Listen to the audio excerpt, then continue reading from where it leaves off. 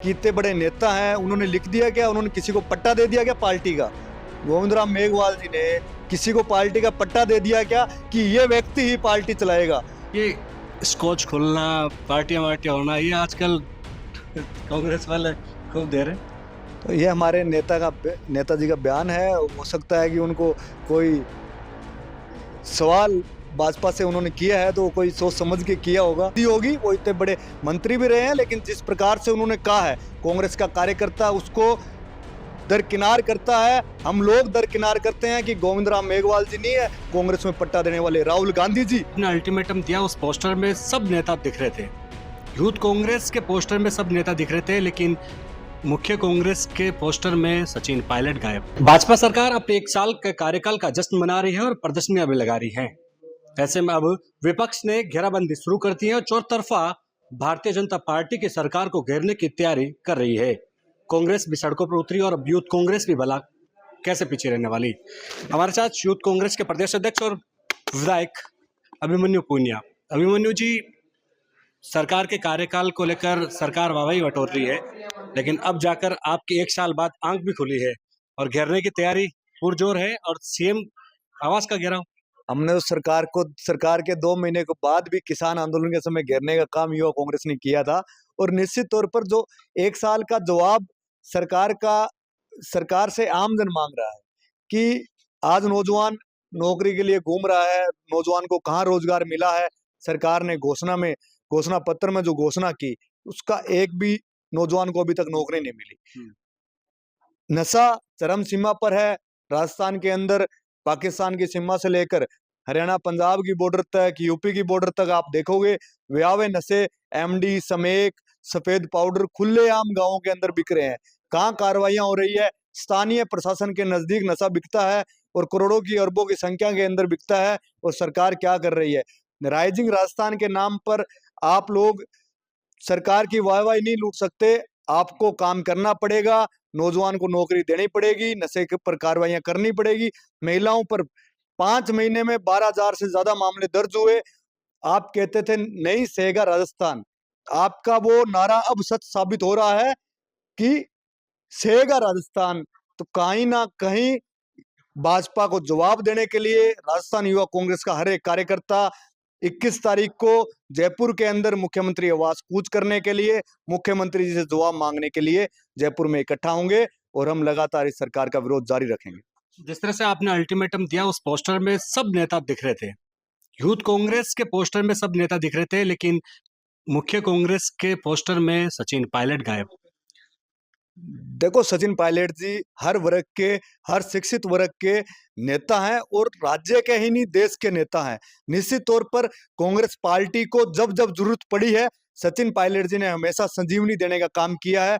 और देश में राहुल गांधी जी के बाद अगर सबसे ज्यादा अगर किसी व्यक्ति की पार्टी के अंदर मांग होती है तो उसका नाम सचिन पायलट जी है। उन्होंने नौजवानों को, कांग्रेस के हर उस आम गरीब किसान कार्यकर्ता को आगे लाने का काम किया है, जिसने कार्यकर्ता के रूप में मेहनत की है। उनको दरकिनार नहीं कर सकते। उनके नेतृत्व में ही कांग्रेस पार्टी आगे बढ़ेगी।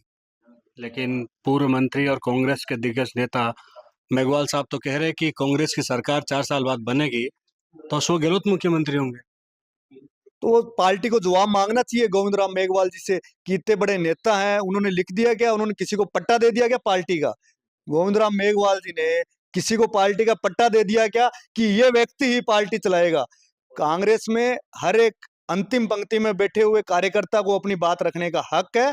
ठीक है, उन्होंने अपनी बात रख दी होगी, वो इतने बड़े मंत्री भी रहे हैं, लेकिन जिस प्रकार से उन्होंने कहा है, कांग्रेस का कार्यकर्ता उसको दरकिनार करता है। हम लोग दरकिनार करते हैं कि गोविंद राम मेघवाल जी नहीं है कांग्रेस में पट्टा देने वाले, राहुल गांधी जी जिसको मनाएंगे वो राज्य का मुख्यमंत्री बनेगा और देश में जिस पद पर कांग्रेस में बैठेगा तो वो राहुल गांधी जी मनाएंगे, वो बैठेगा। एक तरफ तो कांग्रेस को एकजुट करने पर, एक मंच पर लाने के प्रयास कर रहे हैं, तो ऐसे बयान कांग्रेस को तोड़ने वाले नहीं है। कांग्रेस बिल्कुल एकजुट है। आपने कल कांग्रेस कार्यक्रम में देखा, प्रदेश कांग्रेस कमेटी का कार्यक्रम था, तमाम कांग्रेस के नेता एक मंच पर थे और हम सब लोग एक है। लेकिन ऐसे बयान तोड़ने वाली बात नहीं। बिल्कुल गोविंद राम मेघवाल जी का जो बयान है बिल्कुल अनुचित बयान है। कड़ी निंदा हम लोग करते हैं। ऐसे बयान एक बड़े वरिष्ठ नेता को नहीं देना चाहिए था। नकारा, निकम्मा और एकदम से वफादार, कैसा हो गया, कौन सा खेल है? राज्यवर्धन राठौड़ पूछ रहे हैं। राठौड़ जी, हमारी पार्टी आदरणीय खड़गे साहब, राहुल गांधी जी, केसी वेणुगोपाल जी, सचिन पायलट जी, कांग्रेस पार्टी के बड़े कदावर नेता तय करते हैं। राज्यवर्धन राठौड़ साहब तय करने वाले नहीं है कि कौन नकार है, कौन निकम्मा है। हमारी पार्टी में वरीयता के हिसाब से तय होता है और निश्चित तौर पर आम कार्यकर्ता और किसान नौजवान की पार्टी कांग्रेस पार्टी है। समय के चक्कर की बात खूब की थी सचिन पायलट ने, और ये समय का चक्कर वो है जब अपनी ही सरकार में सचिन पायलट धरने पर बैठे थे और उसी जगह पर आज अशोक गहलोत भी दिखे, सचिन पायलट भी दिखे। देखो, पायलट साहब ने हमेशा नौजवानों की, किसान वर्ग की, महिला वर्ग की आवाज उठाने का हमेशा उन्होंने अपनी बात प्रमुखता से रखने का किया और पार्टी में हमेशा उन्होंने कहा है हर एक कार्यकर्ता को कि आप अपनी बात को प्रमुखता से रखें। अपनी पार्टी में अपने कार्यकर्ता की बात को प्रमुखता से रखने का अगर किसी ने मौका दिया तो सचिन पायलट जी ने मौका दिया है और हम अपनी बात रखने का हक है। पार्टी के कैडर पर, पार्टी के बैनर तले पार्टी में हम अपनी बात रखने का रख सकते हैं। ये इसलिए क्योंकि जब कांग्रेस की सरकार थी तब अशोक गहलोत और दूसरी तरफ सचिन पायलट और बीच में राहुल गांधी आते हैं और हाथ उठाते हैं, दोनों को एकजुट करते हैं। कल क्या केंद्र से वहां पर शीर्ष नेतृत्व से इशारा मिला कि एक मंच पर दिख जाना भाई?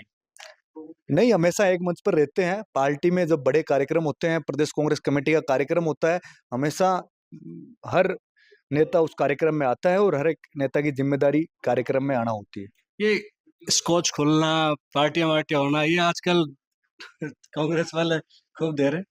तो ये हमारे नेताजी का बयान है। हो सकता है कि उनको कोई सवाल भाजपा से उन्होंने किया है तो कोई सोच समझ के किया होगा कि किस प्रकार से स्कोच, क्या मामला है क्या नहीं। अब इस मामले में मेरे को तो मालूम नहीं, लेकिन आप मैं तो कैसे जाऊं। स्कोच और नशे के खिलाफ चल रहे हो ना? बिल्कुल, हम तो नशे के खिलाफ हैं। भयावह नशे, एमडी समेत खुलेआम बिक रहे हैं, खुलेआम कार्रवाइयां हो रही है। पाकिस्तान की सीमा पर हो, पंजाब हरियाणा की सीमा पर हो, नौजवानों को जो नशा गिरफ्त में ला रहा है, सफेद पाउडर है, एमडी है, समेक है, इनसे छुटकारा सरकारें कब दिलवाने का काम करेगी? सरकारें प्रयास करती आई है, लेकिन वो प्रयास आप प्राइवेट संस्थानों में करके, एक खाना पूर्ति करके नहीं, आप सरकारी विद्यालयों में आम गरीब किसान ढाणी तक जाकर आपको काम करना होगा, तब जाकर नशे पर बड़ी। भाजपा कह रही कि जो हमने मैनिफेस्टो में वादा किया था उससे काफी हद तक वादे एक साल में हमने पूरे कर दिए, लेकिन जो भरोसा दिलाया था कि एसआई भर्ती रद्द होगी, ना भर्ती रद्द हुई, ना मंत्रियों की कमेटी रिपोर्ट आई, और उल्टा जो पकड़े गए थे 50 में से 25 से ज्यादा जो ट्रेनी एसआई थे वो जमानत पर बाहर आ गए। ये बड़ा सवाल सरकार पर खड़ा होता है। सरकार जिस मुद्दों पर कहती थी कि हम कार्रवाई करेंगे, हम रद्द करेंगे भर्ती, हम उस व्यक्ति को, बड़े से बड़े मगरमच्छ को पकड़ने का काम करेंगे, मेरे को लगता है सरकार नौसिखिया साबित हुई है इस मामले के अंदर। कहीं ना कहीं बड़ा सवाल सरकार पर खड़ा होता है कि सरकार ने नौजवानों के साथ कुठाराघात करने का काम किया है। नौजवानों ने जिस प्रकार से भाजपा को लेकर आए, जिन मुद्दों पर लेकर आए, जिन नौजवानों को नौकरियों को लेकर बड़ा सवाल था, पेपर लीक को लेकर बड़ा सवाल था, तब जाकर राजस्थान के अंदर भाजपा की सरकार आई। इसका हर नौजवान आने वाले समय में सरकार को जवाब देने के लिए तैयार है। कांग्रेस के दिग्गज नेता अशोक गहलोत पर मुसीबत के बादल मंडरा रहे हैं, क्योंकि फोन टैपिंग मामले में अब उनके पूर्व ओएसडी लोकेश शर्मा सरकारी गवाह बन गए हैं। लगता है कि आने वाले दिनों में बड़ी गिरफ्तारी हो सकती है। देखो, लोकेश शर्मा जी और पूर्व मुख्यमंत्री साहब, उन दोनों, लोकेश शर्मा जी को ओएसडी मुख्यमंत्री साहब ने बनाया था। उन दोनों की क्या मिलीभगत थी, क्या उस समय था, वो आप सब लोगों के सामने आ गया है और आने वाले समय में और कुछ भी आ जाएगा। उस पर हम सब लोग क्या कहना चाहेंगे? एक युवा नेता कांग्रेस से बागी होकर निर्दलीय चुनाव लड़े, 1 महीने से ज्यादा का वक्त बीत चुका है, नरेश मीणा जेल में है, मूवमेंट खड़ा होने वाला है। क्या लगता है कि नरेश मीणा के साथ कोई बड़ा षड्यंत्र हुआ है? देखो, नरेश मीणा जी ने जिस अधिकारी के साथ जो व्यवहार हुआ, निश्चित तौर पर अधिकारी भी किसी से कम नहीं होते हैं। अधिकारी भी आम गरीब किसान को बहुत परेशान करने का काम करते हैं, उनकी बात को नहीं सुनते हैं। उनके होशोवास में कहीं ना कहीं जो घटना हुई, घटना गलत हो सकती है, लेकिन इस प्रकार से पीड़ा देना एक नेता को, एक जन नेता को, इस इस सरकार से हम कड़ी निंदा करते हैं और एसडीएम पर भी कार्रवाई होनी चाहिए कि उन्होंने भी जिन साथियों को दबाव में लेकर वोट डलवाने का काम किया, उस पर क्या सरकार ने कार्रवाई की? हम लोग भी जवाब चाहते हैं। आप एक जन नेता पर कार्रवाई कर दो, एक तरफ ये कार्रवाई नहीं चलेगी। कहीं ना कहीं अधिकारियों को भी अपने आप में झांकना होगा, अपने आप में देखना होगा। जिस प्रकार से आज की स्थितियां बनी हुई है, बड़े से बड़ा और छोटे से छोटा अधिकारी आम जनता को जो परेशान करता है, जब पटवारी के पास किसान अपनी जमीन का इंतकाल के लिए जाता है तो उसको क्या पीड़ा सहनी पड़ती है, ये तय करना होगा सरकारों को। अधिकारियों पर भी लगाम लगानी पड़ेगी सरकार को। नरेश मीणा बाहर आने चाहिए, बिल्कुल, जन नेता है, बाहर आना चाहिए।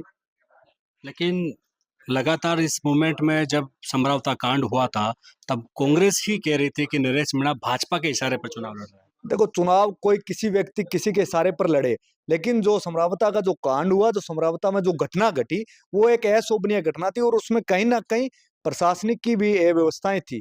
उस तरफ भी सरकार को जाना चाहिए।